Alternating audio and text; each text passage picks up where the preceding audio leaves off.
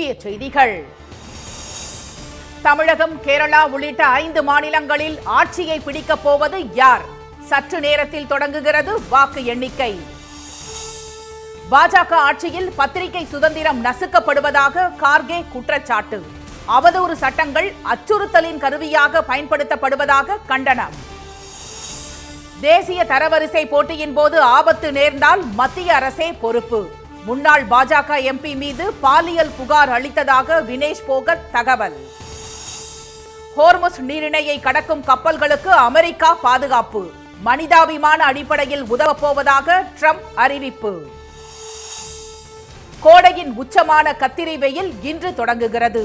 அதிகபட்ச வெப்பநிலை 5 டிகிரி வரை உயரும் என எச்சரிக்கை.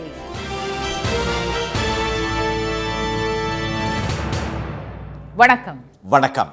தமிழ்நாடு, புதுச்சேரி, கேரளம், அசாம், மேற்கு வங்கம் ஆகிய 5 மாநில சட்டப்பேரவைகளுக்கான வாக்கு எண்ணிக்கை சற்று நேரத்தில் தொடங்குகிறது. 140 தொகுதிகளை கொண்ட கேரளத்தில் 79.5% வாக்குகளும், அதேபோல் 126 இடங்களை கொண்ட அசாம் மாநில சட்டப்பேரவை தேர்தலில் 1951ஆம் ஆண்டுக்கு பிறகு மிக அதிகபட்சமாக 85% வாக்குகளும் பதிவானது. 294 தொகுதிகளுக்கு 2 கட்டங்களாக தேர்தல் நடைபெற்ற மேற்கு வங்கத்தில் மிக அதிகபட்சமாக 93% வாக்குகள் பதிவானது. 234 தொகுதிகளை கொண்ட தமிழ்நாட்டில் 85% வாக்குகள் பதிவாகி இருந்தது. புதுச்சேரியில் 91%க்கும் அதிகமான வாக்குகள் பதிவானது. தமிழ்நாட்டில் திமுக தலைமையிலான கூட்டணி, அதிமுக பாஜக கூட்டணி, விஜயின் தாவேகா, நாம் தமிழர் கட்சி என 4 முனை போட்டி நிலவுகிறது. இந்நிலையில் தேர்தலுக்கு பிந்தைய கருத்து கணிப்புகளில் தமிழ்நாட்டில் திமுக கூட்டணி ஆட்சியை பிடிக்கும் என்றும், புதுச்சேரியில் என்ஆர் காங்கிரஸ் பாஜக கூட்டணியும், கேரளத்தில் காங்கிரஸ் தலைமையிலான UDF கூட்டணியும், அசாமில் NDA கூட்டணியும் வெற்றி பெறும் எனவும் கணிக்கப்பட்டிருந்தது. மேற்கு வங்கத்தில் பாஜக தலைமையிலான NDA கூட்டணி ஆட்சி அமைக்கும் என்றும் கூறப்பட்டது. இந்நிலையில் பலத்த எதிர்பார்ப்புகளுக்கிடையே 5 மாநில தேர்தலில் பதிவான வாக்குகளை எண்ணும் பணி இன்னும் சற்று நேரத்தில் தொடங்குகிறது. தமிழ்நாட்டில் மொத்தம் 62 மையங்களிலும், சென்னையில் அண்ணா பல்கலைக்கழகம், லயோலா கல்லூரி, ராணிமேரி கல்லூரி என 3 இடங்களிலும் வாக்கு எண்ணிக்கை சற்று நேரத்தில் தொடங்குகிறது. இதையொட்டி தமிழகம் முழுவதும் விரிவான ஏற்பாடுகளையும் முன்னெச்சரிக்கை பாதுகாப்பு நடவடிக்கைகளையும் தேர்தல் ஆணையம் எடுத்துள்ளது. இதனிடையே தமிழ்நாடு முதலமைச்சரும் திமுக தலைவருமான திரு மு.க. ஸ்டாலின் நேற்று மாலை மெரினா கடற்கரையில் உள்ள கலைஞர் நினைவிடத்திற்கு சென்று மரியாதை செலுத்தினார். பின்னர் சிறிது நேரம் அங்கு அமர்ந்திருந்த அவரிடம் அங்கு கூடியிருந்த பொதுமக்கள் மீண்டும் திமுக ஆட்சிக்கு வரும் என கூறி வாழ்த்து தெரிவித்தனர். பாஜக ஆட்சியில் சுதந்திரமான பத்திரிகை தண்டிக்கப்படுவதாக காங்கிரஸ் தலைவர் திரு மல்லிகார்ஜுன கார்கே குற்றம் சாட்டியுள்ளார். உலக பத்திரிகை சுதந்திர தினத்தை முன்னிட்டு நேற்று அவர் வெளியிட்டுள்ள எக்ஸ் பதிவில் 2014ஆம் ஆண்டு முதல் உலக பத்திரிகை சுதந்திர குறியீட்டில் இந்தியாவின் நிலை சீராக சரிந்து வருவதாக சாடியுள்ளார். செய்தி அறைகளை அமைதியாக்குவதற்காக சங் பரிவார் சட்ட கட்டமைப்புகளை அதிகளவில் ஆயுதமாக பயன்படுத்தி வருவதாக கண்டனம் தெரிவித்துள்ள திரு கார்கே, 2014ஆம் ஆண்டு முதல் பாஜக ஆட்சியின் கீழ் உலக பத்திரிகை சுதந்திர குறியீட்டில் இந்தியாவின் நிலை சரிந்து 157வது இடத்திற்கு தள்ளப்பட்டுள்ளதாக கூறியுள்ளார். அவதூறு சட்டங்கள், தேசிய பாதுகாப்பு விதிகள் மற்றும் விரிவான குற்றவியல் சட்டங்கள் ஆகியவை நீதியின் கருவிகளாக பயன்படுத்தப்படாமல் அச்சுறுத்தலின் கருவிகளாகவே பயன்படுத்தப்படுவதாக கண்டனம் தெரிவித்துள்ள அவர், 2014 முதல் 2023 வரையிலான காலகட்டத்தில் 36 பத்திரிகையாளர்கள் சிறையில் அடைக்கப்பட்டதாக கூறியுள்ளார். UAPA போன்ற கடுமையான சட்டங்களின் கீழ் பல பத்திரிகையாளர்கள் மீது வழக்கு பதிவு செய்யப்பட்டுள்ளதாக சாடியுள்ள திரு கார்கே, பாஜக ஆளும் மாநிலங்களில் பத்திரிகையாளர்கள் தங்கள் பணியை செய்ததற்காக கொல்லப்படுவதாகவும் கண்டனம் தெரிவித்துள்ளார். RSS வழிகாட்டுதலில் சுதந்திரமான பத்திரிகை தண்டிக்கப்படுவதாக விமர்சித்துள்ள அவர், கீழ்ப்படிபவர்களுக்கு வெகுமதி அளிக்கப்படுவதாகவும் கூறியுள்ளார். ஊடகத்தின் சில பிரிவுகள் ஆளும் தரப்பின் கருத்துக்களை எதிரொலிக்கும் நிலைக்கு தள்ளப்பட்டுள்ளதாகவும் திரு கார்கே வேதனை தெரிவித்துள்ளார். இந்திய மல்யுத்த கூட்டமைப்பின் முன்னாள் தலைவரும் பாஜக முன்னாள் எம்பியுமான பிரிஜ் பூஷன் சரண் சிங் மீது பாலியல் புகார் அளித்த 6 வீராங்கனைகளில் தானும் ஒருத்தி என்று பகிரங்கமாக தெரிவித்துள்ள மல்யுத்த வீராங்கனை வினேஷ் போகத், இந்த மாதம் நடைபெறவுள்ள தரவரிசை போட்டியின் போது தமக்கோ சக வீராங்கனைகளுக்கோ ஆபத்து நேர்ந்தால் அதற்கு மத்திய அரசே பொறுப்பு என எச்சரித்துள்ளார். இந்தியாவுக்காக ஒலிம்பிக் போட்டிகளில் பதக்கங்கள் வென்ற மல்யுத்த வீராங்கனைகள் சாக்ஷி மாலிக், வினேஷ் போகத் உள்ளிட்ட மல்யுத்த வீராங்கனைகள் கடந்த 2023ஆம் ஆண்டு பிரிஜ் பூஷன் மீது பாலியல் புகார் அளித்து போராட்டத்தில் ஈடுபட்டனர். இது நாடு முழுவதும் அதிர்வலைகளை ஏற்படுத்திய நிலையில் அவர் மீது எந்த நடவடிக்கையும் எடுக்காமல் பிரிஜ் பூஷனை காப்பாற்றவே மத்திய அரசு முனைப்பு காட்டியது. இதனால் ஆத்திரமடைந்த வீராங்கனைகள் போராட்டத்தை தீவிரப்படுத்த காங்கிரஸ் உள்ளிட்ட கட்சிகள் அவர்களுக்கு ஆதரவு தெரிவித்தன. இந்நிலையில் இது தொடர்பான வழக்கு உச்ச நீதிமன்றத்தில் நிலுவையில் உள்ளது. இந்நிலையில் நேற்று தனது சமூக வலைதளத்தில் வீடியோ ஒன்றை பகிர்ந்துள்ள வினேஷ் போகத், பிரிஜ் பூஷனின் அதிகார பிடி இன்னும் மல்யுத்த கூட்டமைப்பில் தொடர்வதாக வேதனை தெரிவித்துள்ளார். தான் இன்னும் கூட்டமைப்பை நடத்துவதாக பிரிஜ் பூஷன் பகிரங்கமாக கூறுவது வீராங்கனைகளுக்கு பெரும் மன அழுத்தத்தை ஏற்படுத்துவதாக கூறியுள்ள வினேஷ் போகத், ஒருவரை கொன்றுவிட்டதாக அவரே வீடியோவில் ஒப்புக்கொண்ட பிறகும் அரசு பிரிஜ் பூஷன் மீது எந்த நடவடிக்கையும் எடுக்கவில்லை என்று குற்றம் சாட்டியுள்ளார். இந்த மாதம் உத்தரப்பிரதேச மாநிலம் கோண்டா மாவட்டத்தில் தேசிய தரவரிசை போட்டி நடைபெறுவதாக கூறியுள்ள வினேஷ் போகத், பிரிஜ் பூஷனின் சொந்த மாவட்டத்தில் நடக்கும் இந்த போட்டியில் தனக்கோ சக வீராங்கனைகளுக்கோ ஏதேனும் ஆபத்து நேரிட்டால் மத்திய அரசே இதற்கு முழு பொறுப்பு என்று எச்சரித்துள்ளார். ये टूर्नामेंट जहाँ पे ऑर्गेनाइज करवाया जा रहा है वो गोंडा यूपी, जहाँ पे ब्रिज भूषण का घर है, उसका खुद का प्राइवेट कॉलेज है, वहाँ पे इस कंपटीशन को ऑर्गेनाइज करवाया जा रहा है.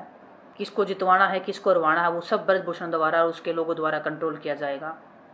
और सरकार और हमारा खेल मंत्रालय मुख्य दर्शक बन के इस चीज़ को देख रहे हैं. நாட்டின் எதிர்பார்ப்பை சுமந்து களம் இறங்கும் வீராங்கனைகள் இத்தகைய அச்சுறுத்தலான சூழலில் எவ்வாறு தங்களின் முழு பங்களிப்பை அளிக்க முடியும் என்று அவர் கேள்வி எழுப்பியுள்ளார். தனக்கு சிறப்பு சலுகைகள் தேவையில்லை என்றும் குண்டர்களின் ஆதிக்கமின்றி வீரர்களின் உழைப்பிற்கு மதிப்பளிக்கும் நேர்மையான தீர்ப்பே வேண்டும் என்றும் வினேஷ் போகத் வலியுறுத்தி உள்ளார். மனிதாபிமான அடிப்படையில் ஹோர்முஸ் நீரிணையை கடக்கும் சர்வதேச எரிவாயு கப்பல்களுக்கு அமெரிக்கா உதவி செய்யும் என ட்ரம்ப் அறிவித்துள்ளார். ஈரான் மீது அமெரிக்காவும் இஸ்ரேலும் கடந்த பிப்ரவரி 28ஆம் தேதி தாக்குதலை தொடங்கியது. 2 மாதங்களுக்கு பிறகு தற்போது இருதரப்புக்கும் இடையே போர் நிறுத்தம் அமலில் இருந்து வருகிறது. அமெரிக்கா இஸ்ரேலின் நடவடிக்கையை கண்டித்து ஈரான் எரிவாயு கப்பல்கள் செல்லும் கடல் வழிப்பாதையான ஹோர்முஸ் நீரிணையை கடந்த மார்ச் மாதம் மூடியது. இதனால் உலக நாடுகளுக்கான எரிவாயு விநியோகம் முற்றிலும் நின்று போனது. ஈரானுடன் நடத்திய பேச்சுவார்த்தையை தொடர்ந்து இந்தியா உள்ளிட்ட ஒரு சில நாடுகளின் கப்பல்கள் மட்டும் மிக குறைந்த எண்ணிக்கையில் அவ்வப்போது கடந்து செல்ல அனுமதிக்கப்படுகின்றன. நீடித்து வரும் எரிவாயு தட்டுப்பாடு சர்வதேச பொருளாதாரத்தில் மிகப்பெரிய பாதிப்பை ஏற்படுத்தியுள்ளது.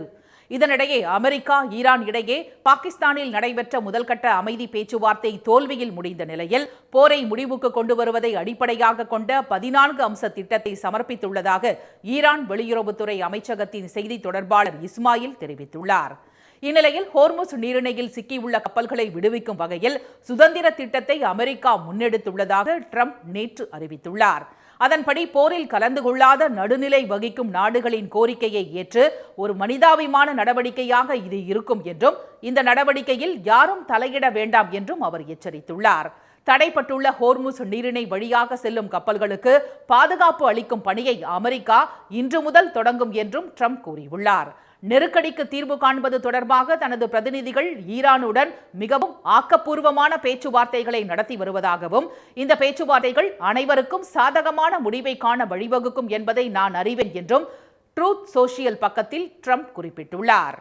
தமிழ்நாட்டில் கத்திரி வெயில் இன்று தொடங்குகிறது என்றும் அதிகபட்ச வெப்பநிலை வழக்கத்தை விட 5 டிகிரி ஃபாரன்ஹீட் வரை உயரக்கூடும் என்றும் சென்னை வானிலை மையம் அறிவித்துள்ளது.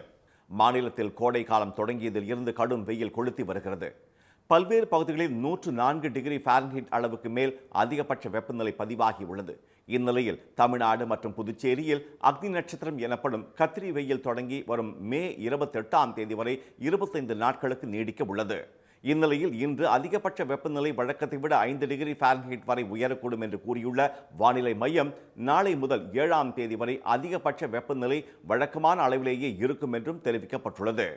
நேற்று அதிகபட்சமாக தெலுங்கானா மாநிலம் அடிலாபாத்தில் 113 டிகிரி ஃபாரன்ஹீட்டும், ஆந்திராவின் நெல்லூர் மற்றும் கர்னூலில் 110 டிகிரி ஃபாரன்ஹீட் வெயில் கொளுத்தியது. வேலூரில் 109 டிகிரி ஃபாரன்ஹீட் வெயில் சுட்டெரித்தது. திருத்தணி 108 டிகிரி ஃபாரன்ஹீட்டும், ஈரோட்டில் 106 டிகிரி, மீனம்பாக்கத்தில் 105 டிகிரி, கரூர் பரமத்தியில் 104 டிகிரி வெயிலும் தகித்தது. தர்மபுரி, திருப்பத்தூர், நாகப்பட்டினத்தில் 103 டிகிரி வெயில் பதிவானது. சேலத்தில் 102 டிகிரியும், நாமக்கல், கடலூரில் 101 டிகிரியும் வாட்டிய நிலையில் தஞ்சாவூர், நுங்கம்பாக்கம் மற்றும் காரைக்காலில் சதமடித்தது. கடும் கோடை வெயிலுக்கு மத்தியில் திருத்தணி சுற்றுவட்டார பகுதிகளில் பலத்த மழை கொட்டியது.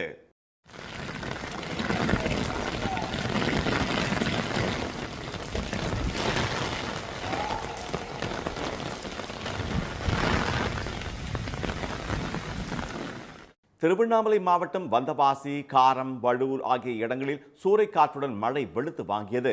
கள்ளக்குறிச்சி மாவட்டம் திருக்கோவிலூர், மணம்பூண்டி, தேவனூர் உள்ளிட்ட இடங்களில் கொட்டி தீர்த்த மழையால் சாலைகளில் வெள்ளம் பெருக்கெடுத்தது. சேலத்தில் வெயில் கொளுத்தி வந்த நிலையில் நள்ளிரவில் மாநகர பகுதியான அம்மாப்பேட்டை, சேலம் டவுன், புதிய பேருந்து நிலையம், அஸ்தம்பட்டி உள்ளிட்ட இடங்களில் காற்றுடன் மழை பெய்தது. இதனிடையே சத்தீஸ்கர் முதல் குமரி கடல் வரை நிலவும் வளிமண்டல காற்றழுத்த தாழ்வு பாதையால் தமிழ்நாடு மற்றும் புதுச்சேரியில் அடுத்த 3 நாட்களுக்கு கனமழை பெய்யக்கூடும் என்று தெரிவிக்கப்பட்டுள்ளது. பல்வேறு மாவட்டங்களில் 7ஆம் தேதி முதல் மேலும் 4 நாட்களுக்கு மழை நீடிக்க வாய்ப்புள்ளதாக சென்னை வானிலை மையம் கூறியுள்ளது. இளநிலை மருத்துவ படிப்புக்கான நீட் நுழைவுத் தேர்வு எளிதாக இருந்ததாக மாணவர்கள் தெரிவித்துள்ளனர். அரசு மற்றும் தனியார் மருத்துவக் கல்லூரிகளில் எம்பிபிஎஸ், பிடிஎஸ் படிப்புகள், சித்தா, ஆயுர்வேதம், யுனானி, ஹோமியோபதி படிப்புகள் மற்றும் கால்நடை மருத்துவ படிப்புகளுக்கான இடங்கள் நீட் தேர்வில் தகுதி பெறுபவர்களை கொண்டு நிரப்பப்படுகின்றன. ராணுவ கல்லூரிகளில் பிஎஸ்சி நர்சிங் படிப்புக்கான மாணவர் சேர்க்கைக்கும் நீட் தேர்வு மூலமே மாணவர்கள் தேர்வு செய்யப்படுகின்றனர். அந்த வகையில் 2026-27ஆம் கல்வியாண்டு இளநிலை மருத்துவ படிப்புக்கான நீட் நுழைவுத் தேர்வு நேற்று நடைபெற்றது. நாடு முழுவதும் 22,80,000 பேர் தேர்வு எழுதிய நிலையில் தமிழ்நாட்டில் 1,40,000 மாணவர்கள் நீட் தேர்வு எழுதினர். சென்னையில் 43 மையங்களில் தேர்வு நடந்தது. இந்த ஆண்டு விலங்கியல், இயற்பியல் எளிதாகவே இருந்ததாகவும் வேதியியல் சற்று கடினமாக இருந்ததாகவும் மாணவிகள் தெரிவித்தனர். கடந்த ஆண்டை ஒப்பிடுகையில் எளிதாக இருந்ததாக சென்னை மற்றும் மதுரை மையங்களில் நீட் தேர்வு எழுதிய மாணவர்கள் கூறினர். ஃபிசிக்ஸ், கெமிஸ்ட்ரி கொஞ்சம் டஃப்பாக இருந்துச்சு. பயாலஜி வாஸ் மாட்ரேட் பண்ணலாம், அந்த மாதிரி இருந்தது. ஃபிசிக்ஸ் கொஞ்சம் மோசமாக இருந்துச்சு. ஈஸியாக இருக்கும்னு நினச்சேன், பட் மாட்ரேட்டாக இருந்தது. Okay. Bio was easy comparatively. அதே மாதிரி கெமிஸ்ட்ரி வந்து லென்த்தியாக இருந்துச்சு. சம்ஸ் எல்லாமே லைக் ரொம்ப லென்த்தியாக போடுற மாதிரி இருந்தது. Organic chemistry was like it was difficult. ஃபிசிக்ஸ்க்கு வந்து டைம் பத்தலை. So that was the thing. மற்றபடி ஈஸியாக தான் இருந்துச்சு. எக்ஸாம் ஓகே, மாட்ரேட்டாக இருந்துச்சு.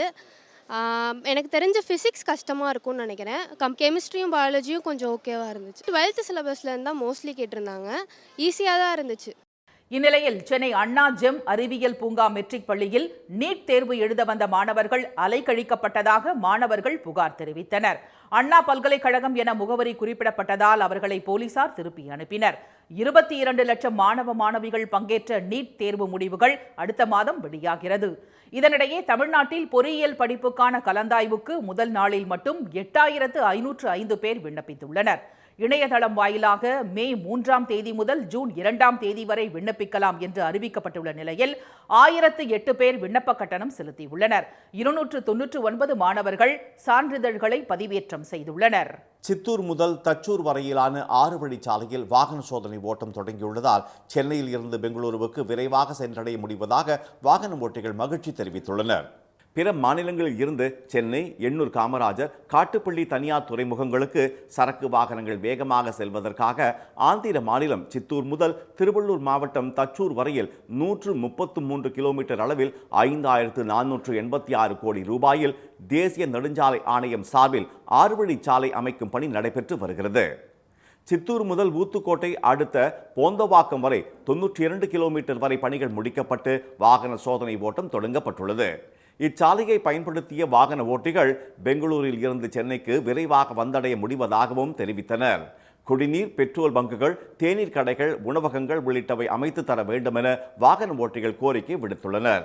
பெஸ்ட் ரோடு, ஒரு சேஃப்டியா இருக்கு. ஒரு அர்ஜென்ட்டானாலும் வரதுக்கு கொஞ்சம் ஃப்ரீயா நல்லா இருக்கு ரோடு. ப்ளஸ்னா மைனஸ் என்னன்னா பெட்ரோல் பங்க்கு, சர்வீஸ் ரோடு அது கொஞ்சம் கம்மியாக இருக்கு. இது கொஞ்சம் டீசலும் மிச்சமாகுது. ப்ளஸ் வந்து நம்மளுக்கு வண்டியும் ஃப்ரீயாக போகுது. 100, 110, 120 போகலாம். நல்லதான். இப்போ வர எல்லா வண்டியுமே எல்லா நியூ வெஹிக்கிள்ஸு எல்லாம் வந்து ஹை வெர்ஷன் 120 மேலே இருந்ததுன்னா நல்லா யூஸ் பண்ணிட்டு வரலாம். அது இல்லாமல் டிஸ்டன்ஸு கம்மியாகுது. வேக கட்டுப்பாட்டை கண்டறியும் அதிநவீன கேமராக்கள் மற்றும் சாலை பாதுகாப்பு தொடர்பான LED திரைகள் வைக்கப்பட்டுள்ளன. சாலை நடுவே 80,000த்திற்கும் மேற்பட்ட மரங்கள் நடப்பட்டு சூரிய ஒளி மின்சாரம் மூலம் சொட்டு நீர் பாசன அமைப்புகளும் நிறுவப்பட்டுள்ளன. ஊத்துக்கோட்டை போந்தவாக்கம் பகுதியில் இருந்து தச்சூர் வரையில் பணிகள் நடைபெற்று வருவதால் டிசம்பர் மாதம் முழுமையாக சாலை பணிகள் முடிக்கப்பட்டு பொதுமக்கள் பயன்பாட்டிற்கு கொண்டு வரப்படும் என தேசிய நெடுஞ்சாலைத்துறை ஆணையம் தெரிவித்துள்ளது. தெலுங்கானாவில் பட்டப்பகலில் நகை கடைக்குள் புகுந்து துப்பாக்கிச் சூடு நடத்தி கோடிக்கணக்கான ரூபாய் மதிப்பிலான தங்க நகைகள் கொள்ளையடிக்கப்பட்டது பரபரப்பை ஏற்படுத்தியுள்ளது. கரீம்நகர் மாவட்டத்தின் ஜோதி நகர் பகுதியில் அமைந்துள்ள நகைக்கடை நேற்று வழக்கம் போல் இயங்கிக் கொண்டிருந்தது. மதியம் 1:30 மணியளவில் 5 பேர் கொண்ட மர்ம கும்பல் வாடிக்கையாளர்களைப் போல கடைக்குள் நுழைந்து ஊழியர்களை துப்பாக்கியால் மிரட்டினர். காவலாளிகள் அவர்களை தடுக்க முயன்றபோது கொள்ளையர்கள் கொடூரமாக துப்பாக்கியால் சுட்டதில் 4 ஊழியர்கள் இரத்த வெள்ளத்தில் சரிந்தனர். இதில் ஒருவரது நிலைமை மிகவும் கவலைக்கிடமாக உள்ளதாக தெரிவிக்கப்பட்டுள்ளது.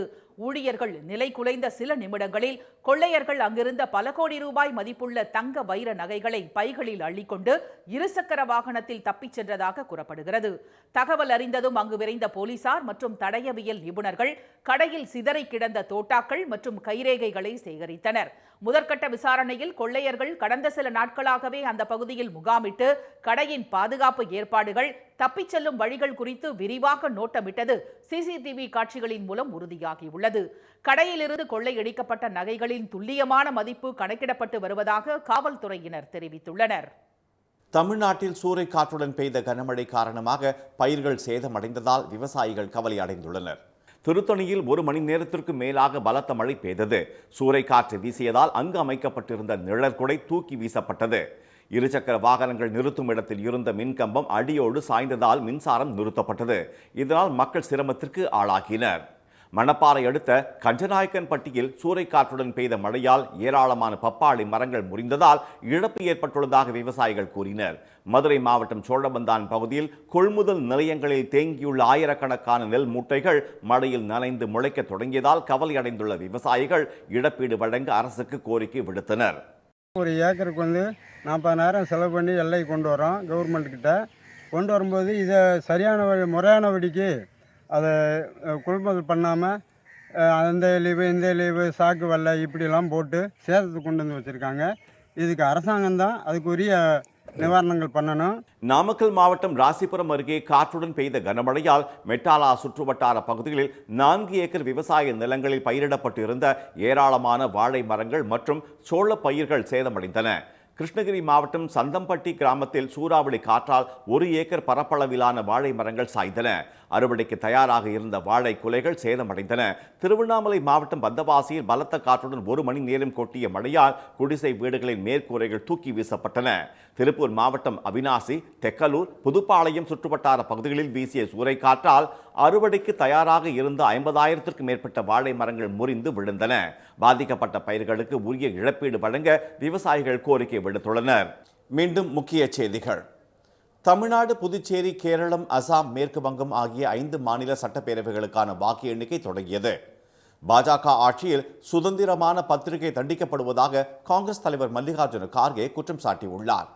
மனிதாபிமான அடிப்படையில் ஹோர்முஸ் நீரிணையை கடக்கும் சர்வதேச எரிவாயு கப்பல்களுக்கு அமெரிக்கா உதவி செய்யும் என ட்ரம்ப் அறிவித்துள்ளார்.